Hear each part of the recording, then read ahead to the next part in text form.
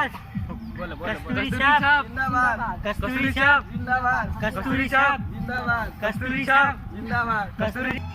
प्रणाम मुखिया जी। प्रणाम प्रणाम।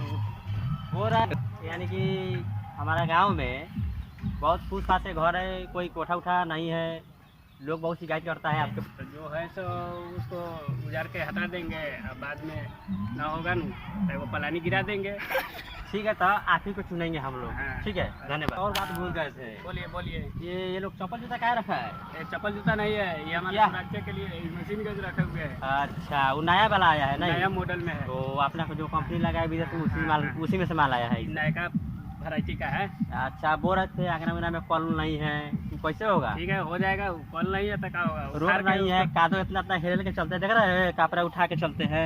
ठीक है, तो सबको करवा देंगे, उसके बाद में मिट्टी बिछवा देंगे। ठीक है, उसके बाद में क्या होगा? मिट्टी उसके बिछाने के बाद बाद में में मिट्टी बिछवा देंगे, अपने बारिश होगा, कादो कादो होगा, उसमें चलिएगा। अच्छा, तो कस्तूरी छाप जिंदाबाद। कस्तूरी छाप जिंदाबाद। चलिए ठीक है, तो भाई नमस्कार। भाई आप लोग चुनाव का हम लोग चुनाव का वीडियो बनाया है, गलत मत समझिएगा। समझिएगा। हम लोग ऐसे ही मनोरंजन कर रहे हैं, टाइम पास कर रहे हैं बस।